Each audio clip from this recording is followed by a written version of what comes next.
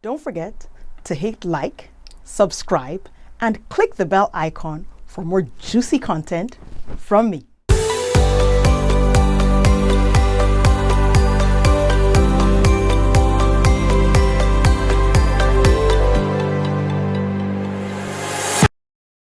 Welcome back.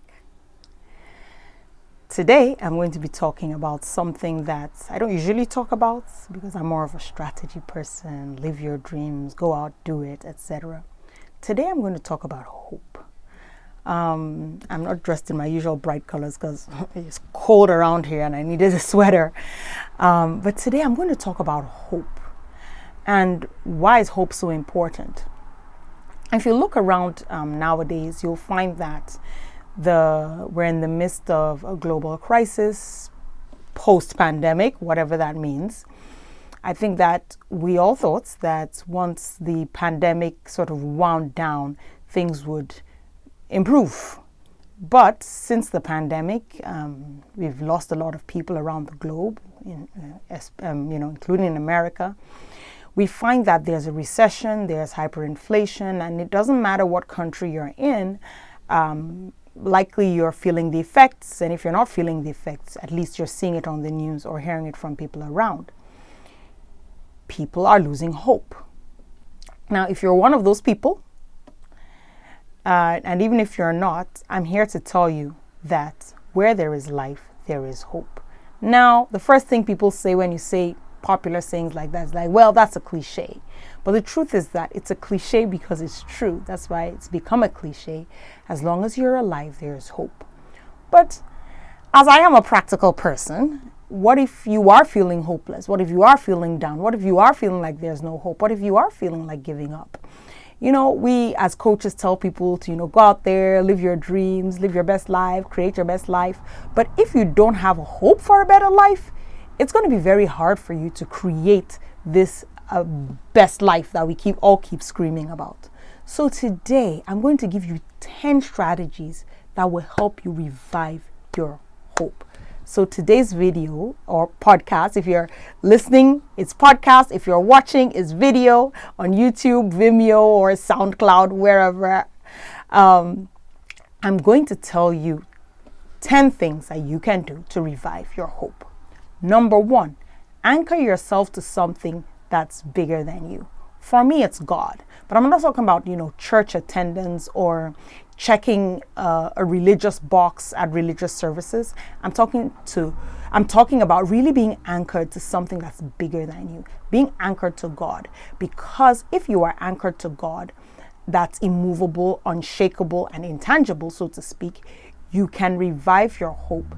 Because that feeling that if it's going to be is up to me, can leave you feeling very frightened. So anchor yourself to something bigger than you. Anchor yourself to God. Number 2, have a human anchor. What do I mean? There is a person who every time you think about that person, it helps you take the next step. It helps you keep going. It doesn't matter who it is. Or, it may not even be a person. It may be a pet. Yeah. Some people have their pets as anchors, and that's absolutely fine. So, it could be a person, it could be a pet that anytime you think about that individual, you're like, yes, I can take the next step. Maybe it's a parent. Maybe it's a child. Maybe it's, anyone that that when I think about this person, my hope is revived. Anchor your hope to that person. They don't have to know necessarily, and think about them a lot. Think about them a lot. Just your thinking about them will help you go forward. Now, number 3, remind yourself of what you have survived. Up till this point, you've likely been blindsided by tragedy. You've likely survived a few things. Guess what? You survived. If you survived this long, you can continue to survive. But sometimes you have to remind yourself, I went through that and it didn't take me out. I went through this and it didn't take me out. I went through the other and it didn't take me out. I will survive this too. This too shall pass. Number 4, remind yourself of the miraculous turnarounds that you've had in your life. Maybe some last minute thing that, you had more or less given up on, and all of a sudden it turned around. A job that you thought you weren't going to get, and all of a sudden, boom. Maybe some money that somebody had owed you for a month, and all of a sudden they woke up one day and paid you back. Think about those things. Those things are miracles. Those things that you can't explain, that provided turnarounds for you. These are ways to revive your hope. Number 5, be purposefully grateful for little things. So maybe the big things aren't working out right now. But guess what? You can breathe. If you're watching this, you can see. If you're listening to this, you can hear. You've probably eaten a meal. Being purposely grateful for those little things opens more doors for you to be grateful for other things. Me and my children have a gratitude practice. Like, okay, tell me 3 things you're grateful for. And for me, every day when I wake up, I think of 3 things I'm grateful for. And when I go to bed, I think of 3 things I'm grateful for. Whenever I coach my clients, these are some of the things we work on. Tell me 3 things that are working for you. Tell me 3 things that you're grateful for. Tell me 3 things that you're celebrating right now. That helps you revive your hope when you realize that there are still things to be grateful for, and things could get worse. Number 6, talk. By all means, talk. Talk to somebody you trust. Build a circle of trust around you. Talk to your coach. Hello, that's what we exist for. Talk to your therapist. Coaches are not just for you to, make more money or get a new business or career transition. There's something called process coaching, where your coach can help talk you through to the point where your hope starts to be revived again. And many coaches are, inspirational speakers, motivational speakers. So your coach can actually motivate you. Your therapist can motivate you. Your good friends can motivate you. Your spouse, your child, your mother, anyone that is that you can trust, right? I'm not saying just talk to any and everybody. You know who you can trust and who you can't. It doesn't matter what the familial relationship may or may not be. You know who you can trust. Those are the people to talk to. Don't bottle things up. Everybody is going through something. And the last thing you want to do is just have this, emotional outburst or a mental breakdown of some sort. Talk to somebody that you trust. Number 7, and this is very important, acknowledge the terrain. Acknowledge the reality of what is going around you. They say life is not a sprint, life is a marathon. Let me tell you something. Life is not a marathon, life is a cross country, because the terrains are always changing. On a marathon, they just run on the road and that's it. Across country, you're running through all different kinds of terrain, and you have to be able to adjust your running according to the terrain. So instead of having an everything is my fault approach to things, acknowledge the fact that, look, this stuff is going on right now, but with hope, you can start to dream again and see your way out of it. Acknowledge the terrain. Don't deny reality. Number 8, if you are a business owner, ask yourself, what can I offer people during a recession? Keep asking yourself that question until you get an answer. What can I offer people during these times? Keep asking that question and the answer will come to you. Ask your customers, ask God, ask yourself, look inside, dig deep, and find what you can offer people, how you can add value and continue to show up. Recession, hyperinflation, or whatever, because that will keep you in front of people's eyes. Number 9, sing and dance. Yes, sing and dance. Sing songs, dance. You don't have to be a good singer or good dancer. That is not the point. The point is to improve your own mental state. If maybe you're not happy or you're sad, you can listen to songs that, make you feel happier. If you don't have money, listen to those hip hop songs or those rappers singing about money, etc., and just, bop along to the beat.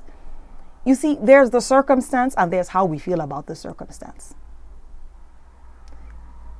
In these moments where you can dance and sing, it's just a moment to cast off the cares of the world and enter into a better mental state. How to revive your hope? Sing and dance. Number 10, last but not the least, Don't rehearse the problem. Yes, you have problems. Many problems. Big problems, small problems. Probably every single morning you wake up, there's a problem chasing after you. But here's the deal. Don't rehearse them. Now, what do I mean? There's a very fine line between talking to vent, which all of us need to do once in a while. Hey, I'm just venting. I need to get this off my chest. Then there's talking to get a solution. Like, can you help me with this? I need to talk. Sometimes you might talk to someone to change your perspective. Again, all these are areas in which coaches help. Like clients talk to me to vent, they talk to me for solutions, they talk to me to change perspective and remove mental blocks. When you rehearse the problem, when you've left the rehearsal, you do not feel better. Whereas when you're talking for these other reasons, you feel better having talked about it. That is the fine line between rehearsing the problem, venting, talking for solutions, etc., etc. When you rehearse the problem, when you're just rehearsing the problem, and this and this and this and this and this, and go on and on and on, you don't feel any better having spoken about it. So the latter will leave you drained. So I'm going to recap because I did give 10 points. Number 1, how to revive your hope. Number 1, anchor yourself to something bigger than you. For me, it's God. Number 2, have a human anchor. Number 3, remind yourself of what you have survived. Number 4, remind yourself of the little miracles that have come your way. Number 5, be purposely grateful for small things. Number 6, talk to somebody you trust. Number 7, acknowledge the changing terrain. Number 8, if you're a business owner, ask what can you offer people during a recession. Number 9, sing and dance. And number 10, last but not the least, don't rehearse the problem. So if you need to talk to somebody, book a discovery call with me. If you feel you've lost hope and things are just all over the place, book a free discovery call. And then after that, at that point, you can decide if you want us to work together on a one-on-one basis. The discovery call is free, but ongoing coaching there's an investment involved in that. So, but maybe after the discovery call, you'll feel better and you'll be okay to go on. If not, we can talk about working together. Anyway, book a call with me and let's see how I can help you to revive your hope again, because it's hard to go forward, to do all these strategies if you don't have hope. So have a wonderful, wonderful day, and I will see you next time. Please share, subscribe, and hit the bell icon so that you can know whenever we send out any new videos.